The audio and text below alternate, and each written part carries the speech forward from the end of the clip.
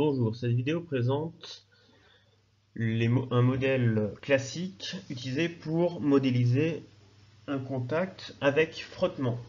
Donc jusqu'à maintenant, nous avons considéré l'ensemble des contacts comme parfaits et en particulier en négligeant tout frottement dans ces contacts. Donc nous pourrons, avec les modèles issus des lois de Coulomb, donc modéliser maintenant le frottement qui pourra être néfaste mais aussi utile suivant les applications de nos systèmes. Donc, avant de pouvoir définir la notion de frottement et d'adhérence, nous allons rappeler la cinématique du contact ponctuel. Donc si nous avons deux solides S1 et S2 en contact au point I, nous pouvons définir le plan tangent qui est appelé ici π, avec la normale au contact, donc orthogonale à ce plan π, qu'on appelle ici n, qui est un vecteur unitaire. Nous pouvons définir une vitesse de rotation de pivotement, qui sera portée par cette normale, et une vitesse de rotation de roulement, qui sera contenue dans le plan π. La somme de ces deux vecteurs nous donne le vecteur rotation de 2 par rapport à 1. Ensuite, nous définissons une vitesse que l'on appellera vitesse de glissement du point I de 2 par rapport à 1 qui sera contenue dans le plan π. Donc ça, c'est très important, puisque le contact interdit la translation suivant la normale, donc la vitesse sera forcément dans le plan π. On considérera qu'il y a du roulement et du pivotement sans glissement si la vitesse de I de 2 par rapport à 1 est égale au vecteur nul. Les lois de Coulomb. Nous allons définir une action mécanique que l'on appelle Q de 1 sur 2 au point I, donc qui est en fait une action mécanique élémentaire, qui sera décomposée en une action normale au contact, donc l'action que l'on considérerait jusque-là comme étant la seule action transmissible, mais nous considérerons maintenant une action aussi tangentielle, donc appartenant au point π, qui elle est donc une action qui sera due au frottement. Donc l'action de 1 sur 2 au point I sera donc la somme de cette action normale et de cette action tangentielle. Donc l'action normale est encore une fois l'action que l'on considérait jusque-là, et l'action tangentielle qui sera donc celle due au frottement.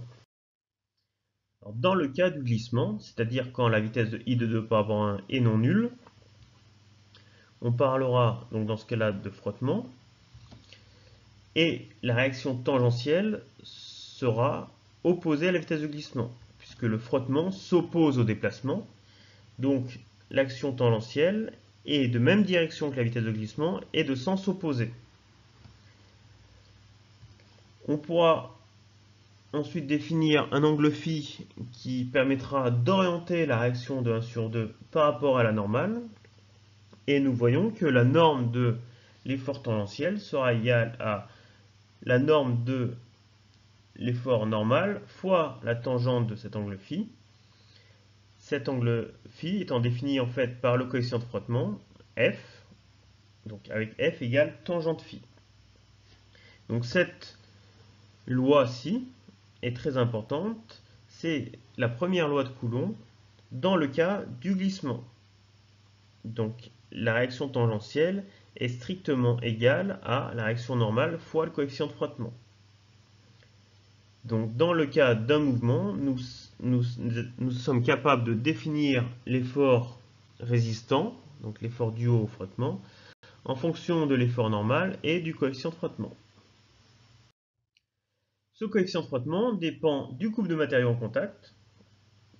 Donc il suffit d'aller dans la littérature, regarder les coefficients de frottement en fonction des deux matériaux en contact, de la rugosité, si la surface est plus ou moins rugueuse, d'une éventuelle lubrification, donc est-ce qu'on a présence d'eau ou d'huile entre les deux surfaces. Par contre, il ne dépend pas de l'effort exercé, donc en augmentant l'effort normal, nous n'augmentons pas le coefficient de frottement, et il ne dépend pas de la taille de la surface de contact. Dans le cas de l'adhérence, donc quand la vitesse de glissement est nulle, Nous pouvons orienter la réaction de 1 sur 2 avec un angle alpha par rapport à la normale. Et la seconde loi de Coulomb, dans le cas de l'adhérence, nous permet de dire que cette réaction donc de 1 sur 2 sera contenue dans un cône de demi-angle au sommet phi' et de normale n. Et cela se traduira mathématiquement en disant que la norme de la réaction tangentielle sera inférieure ou égale à f' fois la réaction normale. Donc ça, c'est très important. Ce inférieur ou égal nous informera donc d'un lieu possible de la réaction globale, mais ne nous permet pas de définir directement le lieu de cette position. Donc nous ne sommes pas capables, a priori, de savoir comment est orientée la réaction de 1 sur 2. Dans les faits, l'angle phi' est généralement supérieur à phi, donc le coefficient d'adhérence est supérieur au coefficient de frottement, donc lorsqu'il y a glissement, mais généralement nous faisons l'hypothèse d'une égalité entre ces deux coefficients. À la limite du glissement, donc quand on est dans une situation critique où il y a adhérence, mais on est à la limite du glissement, la réaction de 1 sur 2 est située sur le cône d'adhérence, et donc l'angle alpha est égal à l'angle phi'. Donc c'est une situation que l'on prend souvent en compte, puisque quand on cherche à résoudre un problème statique, on se place souvent dans des cas critiques, et on se placera donc dans le cas limite où nous sommes à la limite du glissement. Nous pouvons ensuite parler rapidement de modèles nous permettant de parler de résistance au pivotement et au roulement. Si l'on donc prend la vitesse de pivotement de 2 par rapport à 1, nous aurons un moment donc de sens opposé qui va s'opposer au pivotement. Pour la vitesse de roulement de 2 par rapport à 1, nous aurons un moment s'opposant à cette vitesse de roulement, donc de même direction mais de sens opposé. Ces deux moments nous donneront un moment au point I de 1 sur 2, et donc nous pouvons définir une action mécanique de l'action de 1 sur 2, avec la réaction normale due au contact, la réaction tangentielle due au frottement, et les moments en I de résistance au pivotement et au roulement, que l'on pourra calculer à partir de la norme de l'action normale et d'un coefficient de résistance au roulement, et d'un autre coefficient de résistance au pivotement. Ce qui est important, c'est que le coefficient de frottement des lois de Coulomb est sans unité, alors que ces coefficients de frottement, de résistance au roulement et au pivotement, eux, sont de la dimension d'une longueur. Un phénomène particulier dû à l'adhérence est le phénomène d'arc-boutement. On peut le définir comme étant un blocage, donc dû au frottement, et ce blocage sera effectif, peu importe l'effort moteur. Donc si l'on augmente les efforts extérieurs, la seule possibilité ce sera de détruire les pièces, donc de détruire les matériaux.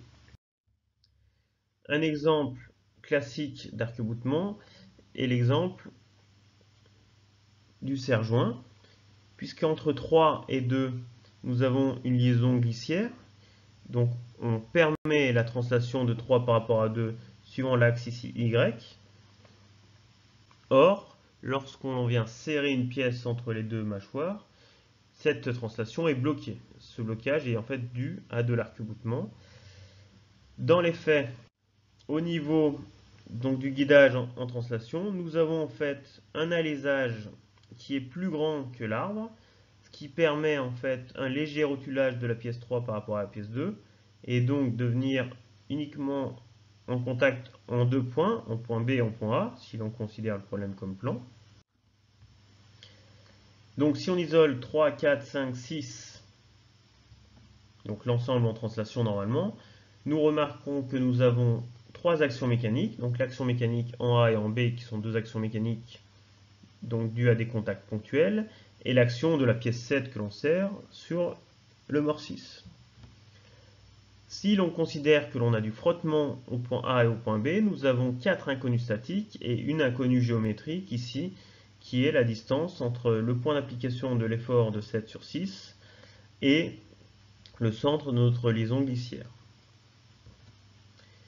Si l'on est dans un problème plan, nous pourrons écrire seulement 3 équations. Donc 3 équations pour 5 inconnus, nous ne pourrons pas résoudre notre problème.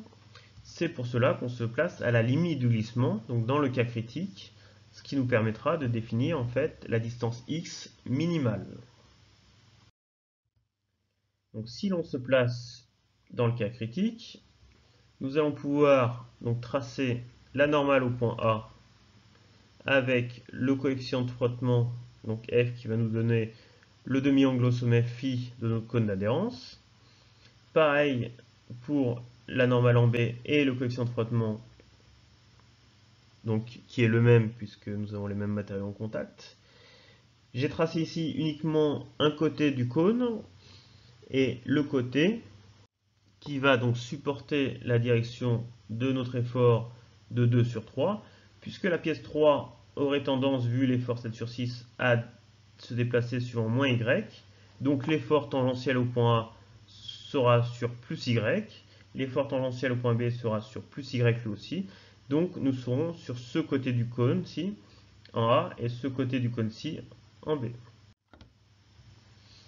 Si nous prolongeons donc la direction de ces deux efforts, ces deux forces sont séquentes en ce point-ci. Donc, pour avoir équilibre, il faut que les trois forces soient concurrentes. Donc, dans le cas critique, donc, où on serait à la limite du glissement, l'effort la direction x mini serait celle affichée à l'écran. Donc, nous voyons que dans la configuration proposée, x est plus grand que x mini, donc nous pourrons avoir équilibre, et donc la direction des forces en A et en B seront donc à l'intérieur du cône d'adhérence. Donc si l'on reprend l'effort en 7,6, nous pouvons maintenant définir facilement